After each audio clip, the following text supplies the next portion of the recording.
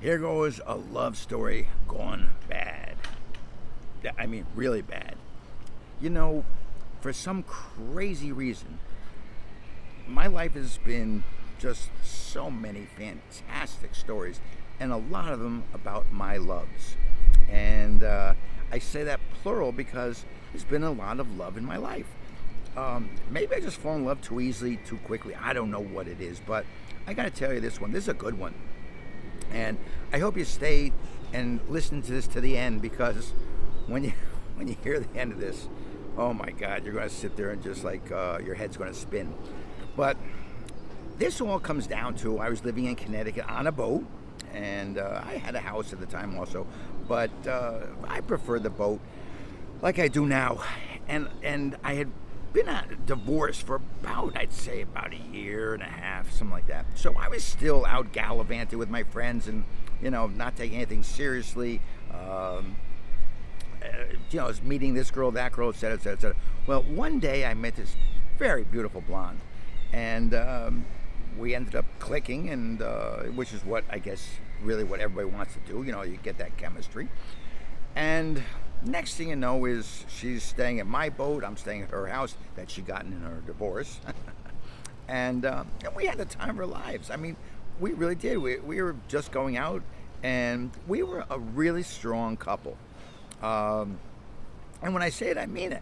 But I was not ready for the L word. And you know what the L word is? Love. I just wasn't ready for it. And because I just wanted to go out and play and have fun and, not have the stress, anxiety that comes with the L word. I mean, there's a lot of good about it, but I just wasn't ready. But my situation is as follows. We went out everywhere. People knew us in the New Haven area where I grew up, and I was having more fun than you could ever imagine. And we were going to the restaurants and private parties. And I'm not really a club guy. Never have been. Never will be. Even though I own the club, but I'm just not into it that much. So it was just very nice, comfortable relationship. One of those comfortable relationships that, you know what, you wake up, you say, oh, geez, this is nice. And that's what was going on. It was nice. I had a good time, and she was having a good time. And my friends enjoyed her, and she enjoyed my friends, which is very important also. Well, the next thing you know is we're having the time of our lives, and then I woke up one day and I said, you know what? I said, I'm just not ready for this, to settle down. I'm just not ready.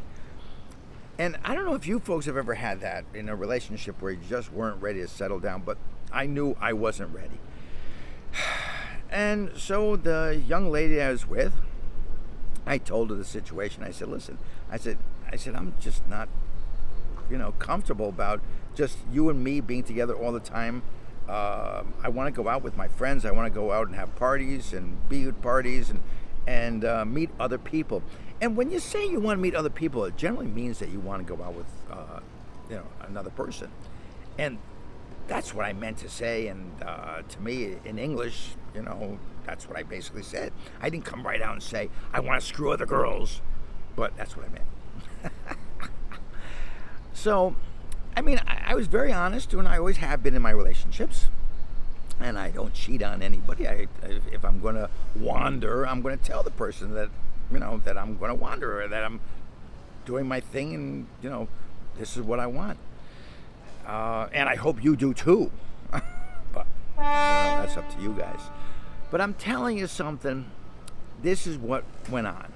So I told my date, or I can't say girlfriend because, I didn't want a girlfriend. I just wanted somebody to date and somebody to have fun with and somebody to relax with and enjoy their company, and they enjoy my company. But I did tell her. So after telling her this, she said she understood. Good. Well, that was on a Thursday. Friday, I went out and I was with some friends, and I met some really pretty girl. And the next thing you know is, who knows, we ended up going back to my boat. Well, we go back to my boat, and the next thing you know is I lock the door, and it's about 3 o'clock in the morning, and we're having the time of our lives, sexually, of course. And all of a sudden, there's a bang on the door of my boat. And all of a sudden, I hear this loud, screechy voice. Rick, what are you? I can't believe you would do this to me. Rick! Now, what do you do in this case? Well, what did I do? I just kept on doing what I was doing with this girl that I just met. You know, I mean, I was honest about everything. The next, she's banging on the door, banging on the windows. And then she said, in a loud, screechy voice, by the way, this is in September in Connecticut, so everybody's windows are like, basically open, or, you can hear everything. In other words, the air conditioners aren't really on, and there's no heat going on, so you really hear everything that's going on outside. And as I said, my door was locked, and the windows were cracked open a little bit.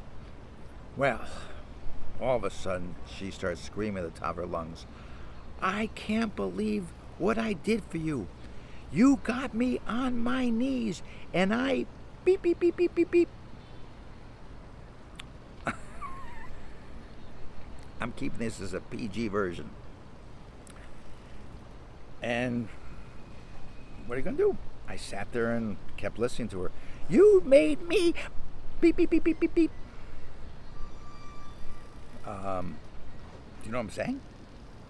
I hope so. I hope you understand the beep, beep, beep, beep, beep, beep. Well, I got to tell you, when I woke up in the morning, my neighbor, or actually a couple of my neighbors, said to me, they said, hey, Rick, rumor is that you got the cleanest beep, beep, beep, beep in town.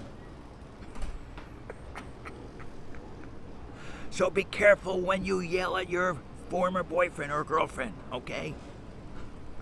Or at least make sure nobody's around.